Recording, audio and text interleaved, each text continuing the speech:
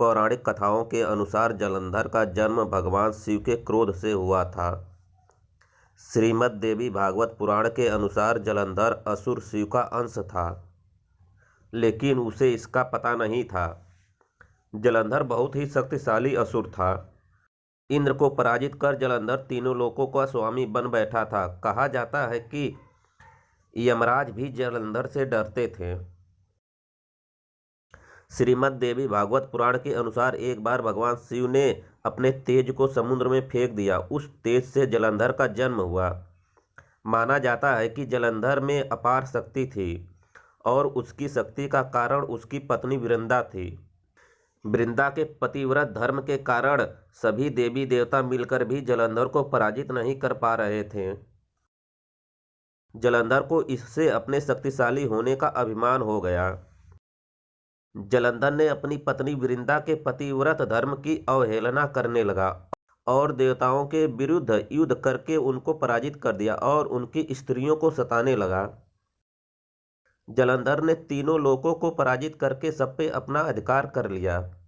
जलंधर को मालूम था कि ब्रह्मांड में सबसे शक्तिशाली देवों के देव महादेव हैं। जलंधर ने सर्वशक्तिमान बनने के लिए पहले इंद्र को पराजित किया और स्वर्गपति बन गया। इसके बाद उसने विष्णु लोक पर आक्रमण किया। जलंधर ने विष्णु को पराजित करके देवी लक्ष्मी को विष्णु से छीन लेने की योजना बनाई। इसके बाद उसने बैकुंठ पर आक्रमण कर दिया। लेकिन देवी लक्ष्मी ने जलंधर से कहा कि हम दोनों जल से उत्पन्न हुए हैं, इसलिए हम भाई बहन हैं।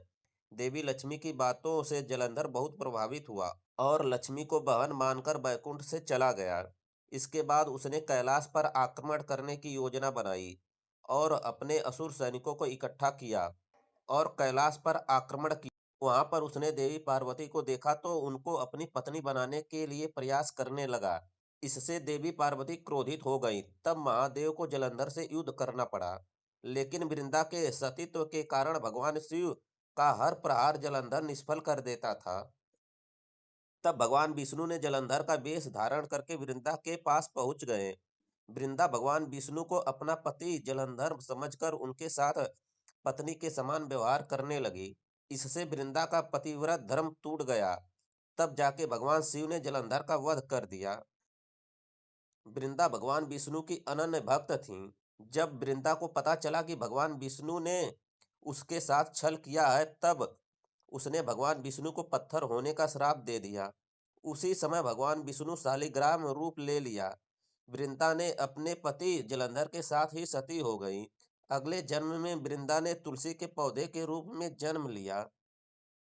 भगवान शालिग्राम का विवाह तुलसी से हुआ, जिसे भगवान विष्णु लक्ष्मी से भी अधिक प्रिय मानते हैं। भारत के पंजाब प्रांत में वर्तमान जलंधर नगर जलंधर के नाम पर ही है।